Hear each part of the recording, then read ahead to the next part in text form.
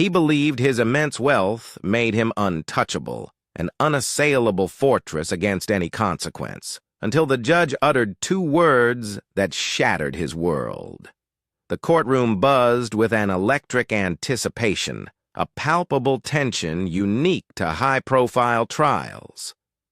Cameras bristled along the back wall, their lenses like watchful eyes. Reporters leaned in, whispering conspiracies, their fingers ablur across laptop keyboards. The air hung heavy with a hushed reverence, the kind that signals everyone present is about to witness a historic moment. And in the very eye of this storm sat Richard Sterling, a man whose billions were matched only by his cunning and ruthlessness. He was a man who had forged an empire, firmly convinced that the rules governing mere mortals simply did not apply to him. Sterling reclined in his seat, utterly unperturbed, an air of supreme confidence emanating from him. Dressed in a perfectly tailored gray suit, a crisp white shirt, but notably no tie, a subtle statement that he answered to no one's dress code, no one's standards. His cufflinks alone likely outpriced the average juror's annual income. A faint, almost imperceptible smirk played on his lips, his expression one of pure amusement. To him, this was merely another board meeting, another arena where he would skillfully manipulate the players, then walk away, as always, untouched. The low hum of the courtroom gradually faded as the bailiff stepped forward, his voice cutting through the silence.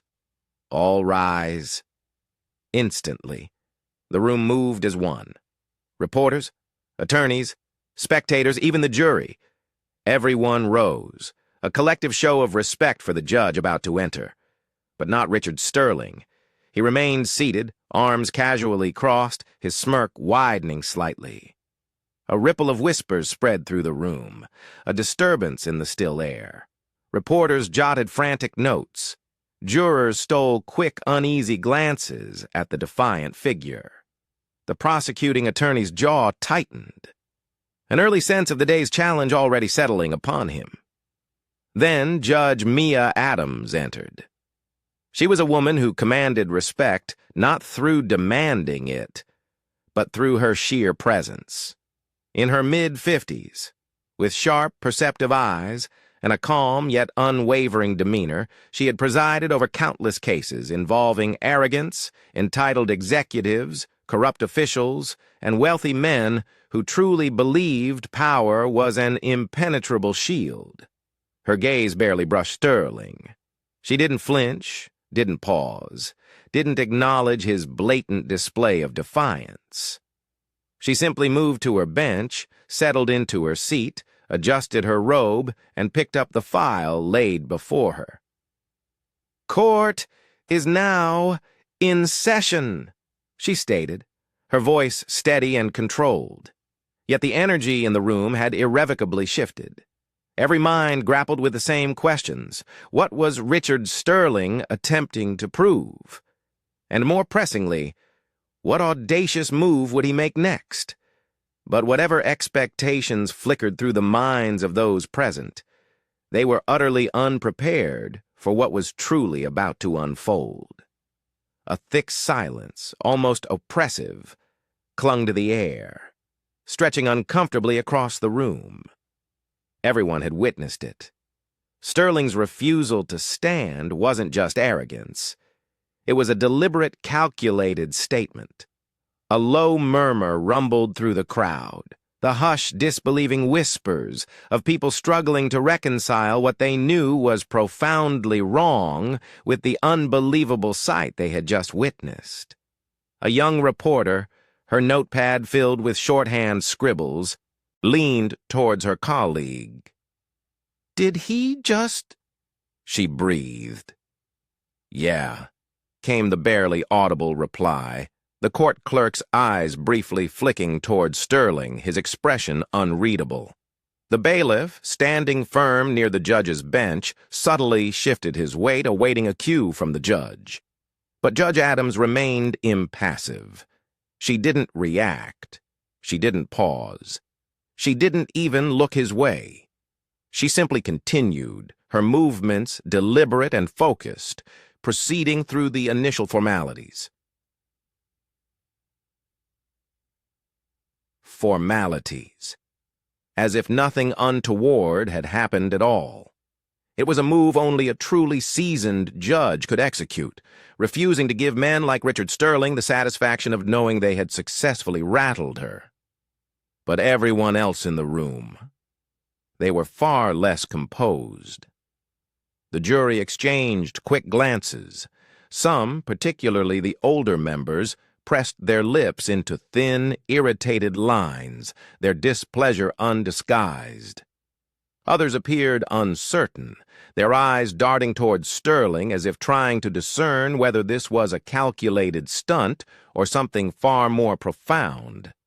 At their table, the prosecutors were tight-lipped, outwardly focused. Yet, their lead attorney was gripping his pen with white-knuckled intensity. On the opposite side of the room, Sterling's legal team remained perfectly still, their expressions practiced and unreadable. They were accustomed to his antics, paid handsomely to project an aura that nothing was ever amiss. But even they sensed this was different.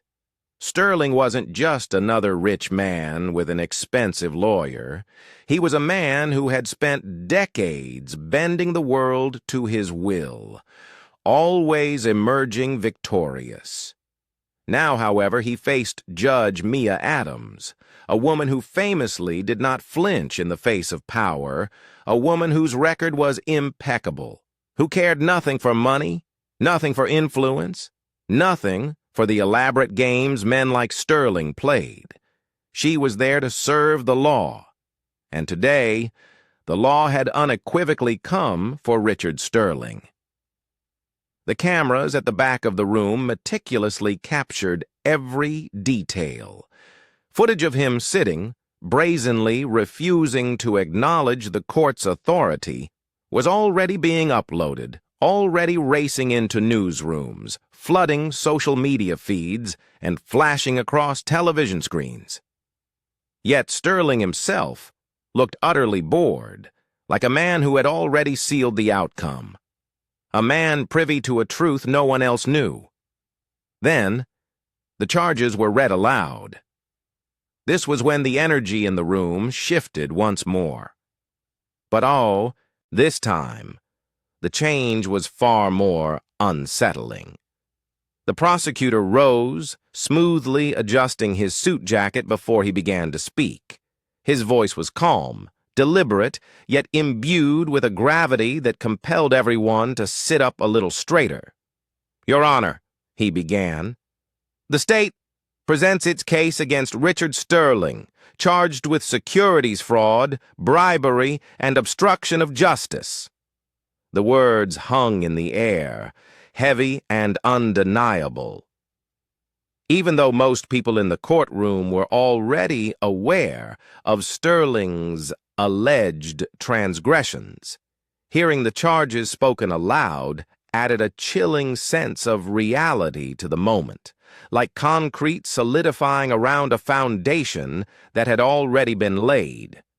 The billionaire leaned further back in his chair, idly adjusting his cufflink, still projecting the same air of indifferent composure he had walked in with.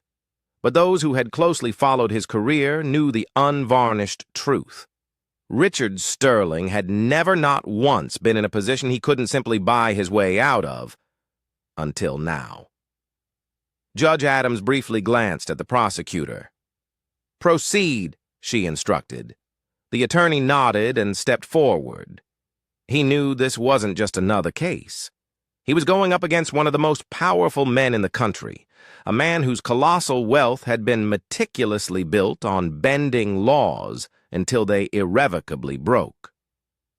Over the course of 15 years, the prosecutor stated, his voice now firm, Mr. Sterling orchestrated one of the most complex financial fraud schemes in modern history. Through insider trading, market manipulation, and a labyrinth of offshore accounts, he... stole from investors, laundered untold sums of money, and bribed government officials to cover up his tracks. A subtle shift moved through the jury box. A few members furrowed their brows, their gazes hardening. He thought no one would catch him. He thought his power made him untouchable. But today we will present undeniable evidence that Richard Sterling knowingly, willingly, and repeatedly broke the law, destroying thousands of lives in the process. The attorney turned slightly, his gaze sweeping towards the defense table. And today he will be held accountable. Before the full weight of the words could settle, Sterling's lead attorney, Daniel Graves, smoothly rose to his feet. "Your Honor," Graves began, his voice calm and practiced. "Mr. Sterling maintains his innocence. The prosecution is painting a picture that simply does not reflect reality. The defense will show that these accusations are built on speculation and assumption rather than facts." Judge Adams gave a single, curt nod. "Noted. Prosecution, continue." The prosecutor walked to the evidence table and picked up a file. He held it for a moment, allowing the courtroom's hushed anticipation to reach its peak before he spoke. "Mr. Sterling, would you like to address the court?" For the first time, Sterling moved. He leaned forward, resting his elbows on the table. The smirk had vanished, replaced, not by fear, but by something else entirely. Something colder, more detached. He exhaled, shaking his head slightly, then leaned back again, looking at the prosecutor as if he were an irritating inconvenience. "No," he said simply. The prosecutor didn't flinch. "Very well." But before he could continue, Sterling did something strange, something utterly unexpected. He stood up. Not to address the judge, not to speak his mind, but for an entirely different, inexplicable reason. And that's when everything changed. A collective rustle moved through the courtroom as Richard Sterling rose to his feet. At first, no one fully reacted, still processing the sight. This was the same man who had arrogantly refused to stand when the judge entered, the same man who had sat through the grave charges against him as if they were nothing more than a mild inconvenience. And now, without warning, without permission, he was standing. Judge Adams didn't utter a word, but her sharp eyes lifted to meet his. The silence stretched, pregnant with expectation, waiting for him to explain himself. But Sterling didn't speak. Instead, he reached into his suit jacket. A collective intake of breath rippled through the room. Hands tensed. The bailiff took an instinctive step forward, his stance shifting into something defensive, alert. One of the jurors flinched. Judge Adams didn't move, nor did the prosecutor.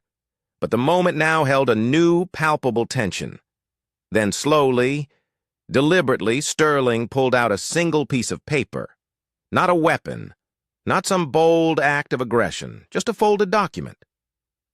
The room exhaled, but only slightly, a collective release of tension that was immediately replaced by renewed curiosity. Sterling took his time unfolding it, smoothing out the creases with the tip of his fingers. Then, finally, he spoke. "Since everyone in this room seems so eager to put me away," he said, his voice cutting through the tension like a finely honed knife, "I thought it would be interesting if we took a moment to see the full picture." The prosecutor frowned, interjecting, "Mr. Sterling, this is not your time to speak." Sterling ignored him completely. "For weeks I've sat back and listened to the media paint me as some kind of villain. And sure, I get it. Billionaire, bad guy, easy story. But here's something they don't want you to know." He lifted the paper higher, holding it aloft for all to see.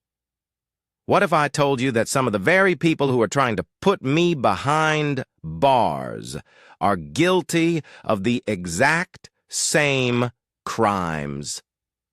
A ripple of shock moved through the room, quickly escalating into an explosion of whispers among the reporters. Some scrambled to write, others checked their cameras, frantic to ensure they were capturing every electrifying moment. Judge Adams finally leaned forward, her voice sharp, cutting through the growing din. "Mr. Sterling, if you do not sit down, I will hold you in contempt." Sterling turned to face her fully, his gaze unwavering. "With all due respect, Judge, I think you might want to hear this." He deliberately placed the document on the defense table. "I have evidence," he continued, his voice ringing with conviction, "that several top officials, including some connected to this very case, have been involved in illegal financial dealings far worse than anything you're accusing me of." Gasps erupted. Reporters froze, their pens hovering midair. The prosecutor's face tightened, his composure momentarily slipping. Even Judge Adams, unshaken through everything so far, studied him now, her expression a careful blank. Sterling had just flipped the entire courtroom on its head. This was no longer just about his guilt. It was now about who else had their hands dirty. The moment he stood up, everything changed. But the fallout, that was just beginning. For a full 3 seconds, the courtroom sat in stunned, absolute silence. Then, chaos. The reporters erupted into a frenzy, their fingers flying across keyboards, whispers escalating into hushed shouts. The defense attorneys exchanged sharp, panicked glances, their carefully crafted poker faces slipping for the first time. And the prosecutor? He didn't move, didn't speak, but his jaw tightened just enough for those watching closely to notice the sudden, intense pressure. Judge Adams tapped her gavel once, a single, firm motion. The noise didn't die completely, but it staggered, momentarily subdued. "Mr. Sterling," she said, her das voice calm, but unreadable. "Place that document on the table and take your seat. Now." Sterling's lips curled into a half-smile. He had everyone exactly where he wanted them. Slowly, he placed the paper down, but instead of sitting, he kept his hands on the edge of the table, leaning forward slightly, owning the room in a way that only a man with nothing left to lose truly could. "See, here's the thing," he continued, his voice smooth, resonant. "I'm not saying I'm innocent. I'm saying that if I go down—" He let his words hang in the air, his eyes scanning the faces in the room, making individual, pointed contact. "I won't be going down alone." A new kind of attention wrapped itself around the courtroom, no longer solely focused on him, but on the chilling implication of who else was involved. Because now there were people sitting in that very room, people wearing suits, people holding power, who were suddenly very, very nervous. Judge Adams studied him, unshaken. "You're making a serious accusation, Mr. Sterling," she said, her voice steady. "Do you have proof?" Sterling exhaled slowly, tapping the document with his fingers. "More than enough." The prosecutor finally spoke, his voice tight, carefully controlled. "Your Honor, this is clearly a last-minute stunt to deflect from the charges against him." Sterling didn't even look at him. "Of course you'd say that." The air crackled with anticipation, but then something unexpected. Judge Adams leaned forward, her gaze unwavering.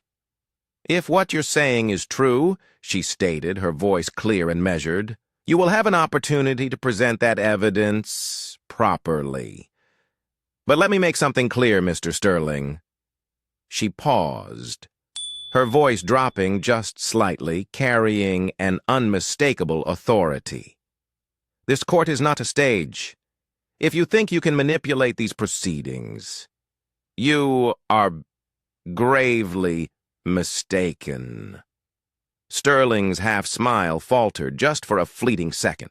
This was a woman he couldn't shake, a woman he couldn't buy. The silence that followed was different now, heavier, charged with an undeniable certainty. Everyone in the room understood what was coming next, for Sterling had played his biggest, most audacious card, and now Judge Adams was about to make her decisive move.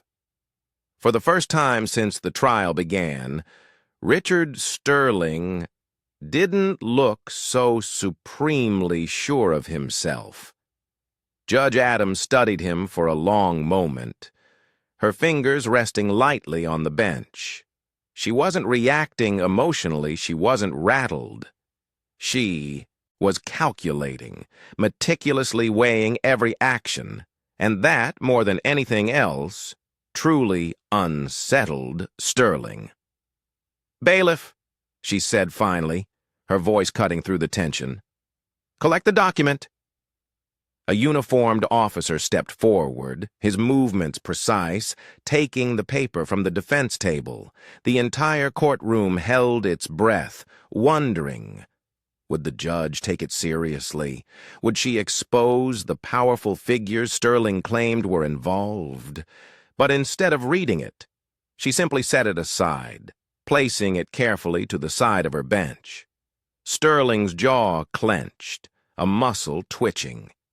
"You're not going to look at it?" he demanded, his voice a strained whisper. Judge Adams met his eyes, her gaze unwavering, resolute. "This is a court of law, Mr. Sterling, not a negotiation table." The immense weight of those words settled over him, crushing. Because suddenly, for the first time in his entire life, he had absolutely no power here. The courtroom remained in a profound, deafening silence. "Mr. Sterling," the judge continued, her voice steady and firm, "the evidence against you has been reviewed thoroughly. The state has provided substantial, irrefutable proof of your crimes: fraud, bribery, obstruction of justice, and your sudden, desperate attempt to shift blame does not, in any way, absolve you of your actions." Sterling's throat bobbed, a visible struggle. "Therefore, this court finds you—" She let the pause hang, solidifying the gravity of the moment, the finality of her decision. "Guilty on all counts." The words hit like a hammer blow. The entire room erupted. Gasps filled the air. Reporters scrambling to be the first to push out breaking news alerts, their keyboards a furious symphony. Spectators whispered in shock, in disbelief, in some cases, in profound satisfaction. But Sterling?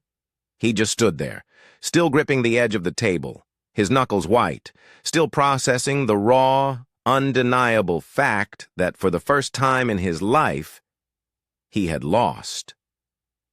Judge Adams wasn't finished. "You built an empire on manipulation, Mr. Sterling, on lies," she declared, her voice resonating with clarity and conviction. "You believed your wealth made you untouchable, that justice was merely another commodity money could buy. But today you learned that this court does not serve power. It serves the law." Sterling swallowed hard, his lips pressing into a thin, grim line. He looked around as if expecting someone, anyone, to come to his aid, to intervene, to save him. No one did. Because he had spent his entire life making enemies, and now, when it mattered most, he was utterly, completely alone. The judge's voice remained steady, unwavering. "Your sentencing will be scheduled for a later date. Until then, you will remain in custody. Bailiff, remove the defendant." The officer stepped forward, placing a firm, unyielding hand on Sterling's arm. And just like that, Richard Sterling, the billionaire who thought himself invincible, was led away. Invincible. Was led out of the courtroom in handcuffs. The cameras flashed, their blinding light capturing his downfall as the world watched. Justice, unyielding and true, had finally been served. Power, wealth, and influence, while capable of bending rules, could not erase the fundamental truth of his actions. For no matter the vastness of one's fortune, it is character that truly defines a person. Richard Sterling possessed everything material, yet lacked the singular, irreplaceable quality of integrity. In the end, that was the one thing his billions could not buy. The one thing that utterly failed to save him. If you believe that justice should never bow to power, then let this story resonate. Share its truth and remind the world no one, absolutely no one, is above the law.